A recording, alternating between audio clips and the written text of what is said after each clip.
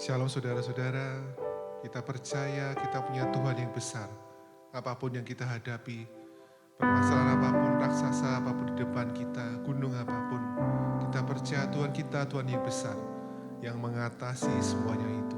Mari kita cari wajahnya.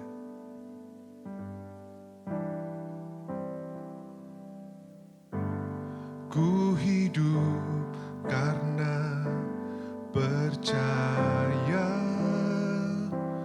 Kau yang berjanji setia, pengharapanku selalu ada di dalam-Mu.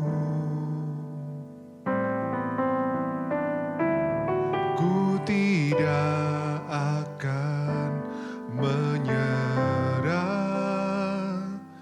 meski dalam kesesakan,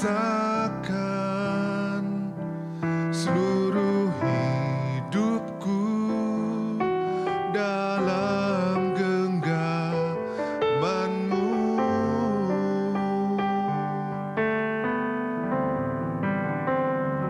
Aku punya Tuhan yang besar, yang telah berjanji dan sanggup menggenapi firman-Ku. Bersepakat percaya kuasa-Nya, ku terima sekarang kemenangan dari-Mu.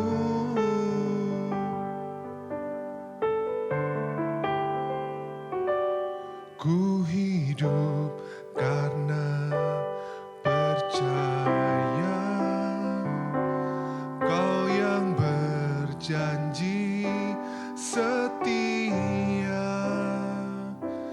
pengharapanku selalu ada di dalam-Mu.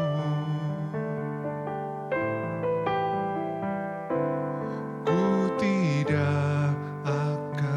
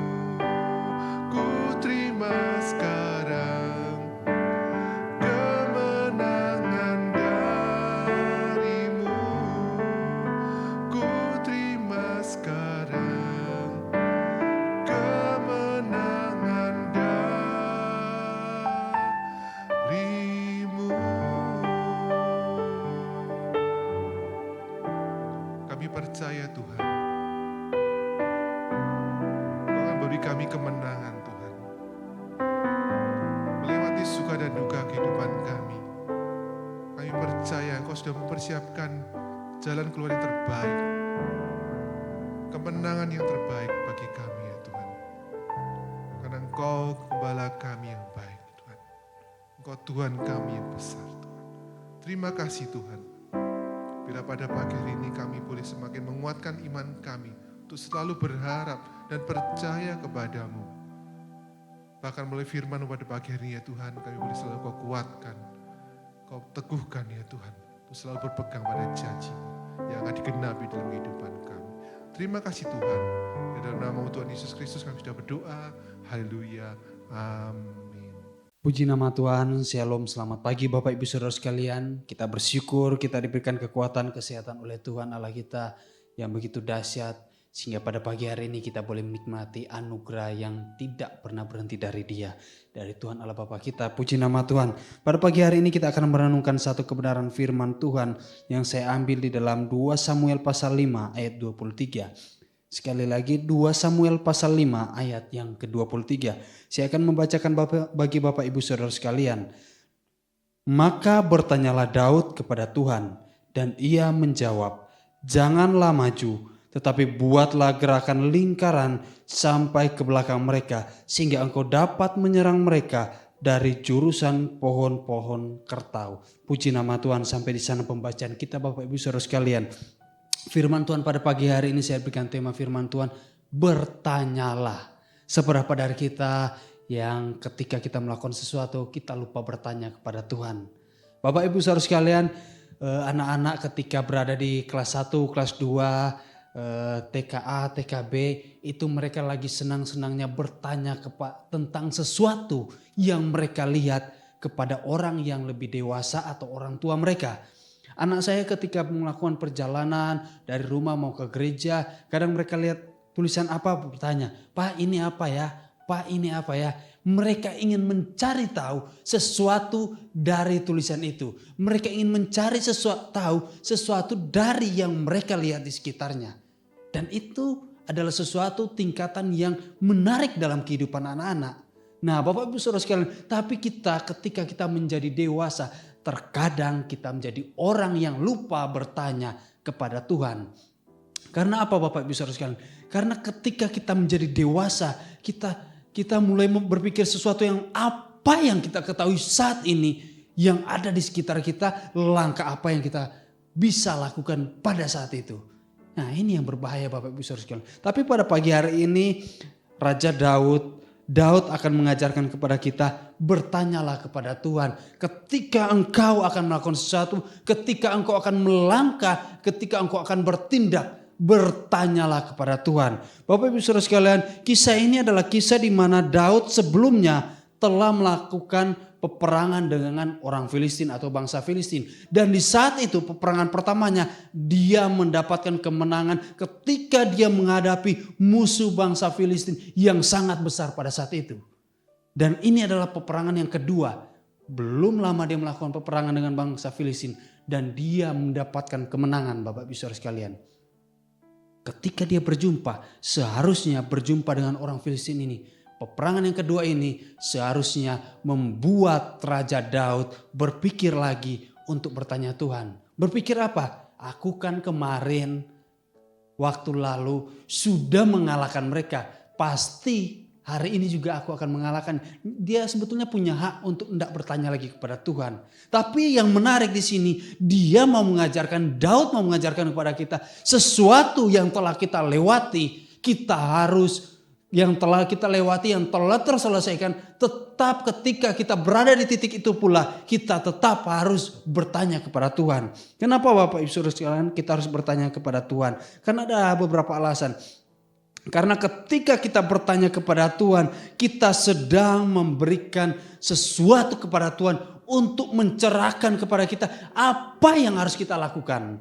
Bertanya kepada Tuhan bukan sesuatu yang sulit bagi kita Bapak Ibu Saudara sekalian. Bertanya kepada Tuhan adalah sesuatu yang mudah bagi kita. Karena apa? Kita dengan mudah untuk bertemu dengan Tuhan. Daud sangat mudah bertemu dengan Tuhan. Ketika dia bertemu dengan Tuhan, ketika dia masuk ke dalam altarnya, ketika dia masuk dalam persekutuannya dengan Tuhan, dia bertanya kepada Tuhan. Bertanya Tuhan adalah sebuah kewajiban bagi orang percaya untuk mendapatkan jawaban atau keterangan dari apa yang harus dia lakukan pada saat itu. Jadi inilah kewajiban bagi kita orang percaya. Ketika kita menggantungkan diri, beriman kepada Tuhan, bertanya kepada Tuhan, itu adalah sebuah kewajiban kita. Karena di sana adalah titik kita untuk mengarahkan pandangan kita, langkah apa yang harus kita perbuat. Sehingga kita tidak menggunakan apa yang ada di sekitar kita, pikiran kita, hal-hal yang di sekeliling kita. Kita tidak bersandar kepada mereka, tapi kita bersandar kepada Tuhan. Nah Bapak Ibu Saudara sekalian, ketika kita melakukan pertanyaan ini adalah sebuah kewajiban untuk kita lakukan. Dan ini wajib dan penting untuk kita lakukan. Kenapa? Karena ketika kita bertanya kepada Tuhan, Tuhan sendiri akan memberikan penjelasan kepada kita. Tuhan sendiri akan memberikan arahan kepada kita. Tuhan sendiri akan menunjukkan cara apa yang harus kita lakukan pada saat itu, Bapak Ibu Saudara sekalian. Tapi yang menjadi kendala dalam kehidupan kita ketika kita bertanya kepada Tuhan, terkadang kita berkata begini, Pak, Bu, sudah bertanya kepada Tuhan tapi kok tidak ada jawaban. Tapi kok Tuhan diam saja. Nah ini yang menjadi masalah bagi kita Bapak Ibu Saudara sekalian. Kenapa? Permasalahannya ketika kita bertanya kepada Tuhan, kita hanya bertanya pada saat waktu kita terjepit. Kita tidak memiliki hubungan pribadi dengan Dia. Sehingga kita tidak bisa mendengarkan apa yang sudah dikatakan oleh Tuhan kepada kita. Bapak Ibu Saudara sekalian, ini menjadi kendala bagi kita. Kenapa banyak orang Kristen ketika dia bertanya kepada Tuhan seolah-olah tidak mendapatkan jawaban. Tapi sebenarnya dia sudah ada jawaban tapi dia tidak mendengar. Karena apa? Tidak ada hubungan dengan Tuhan. Tidak menjalin kedekatan dengan Tuhan.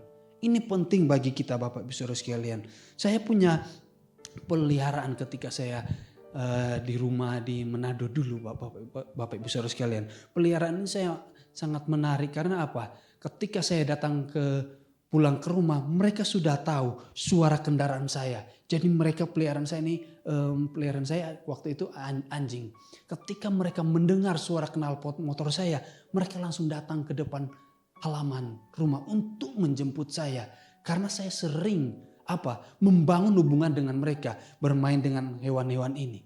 Nah Bapak Ibu Saudara, dengan Tuhan pun seperti itu. Semakin sering kita membangun hubungan dengan Tuhan, semakin sering, semakin peka kita untuk mendengar apa jawaban Tuhan terhadap yang menjadi pertanyaan kita kepada Tuhan. Bapak Ibu Saudara sekalian, ini penting Bapak Ibu Saudara sekalian, sehingga kita mendapatkan jawaban dari Tuhan. 2 Samuel ini pasal 5 ayat 23 ini dengan jelas bahwa Daud pada waktu itu dia bertanya kepada Tuhan, sehingga Tuhan berkata, janganlah maju tetapi buatlah lingkaran sampai ke belakang sehingga engkau dapat menyerang dari segala jurusan pohon-pohon kertau.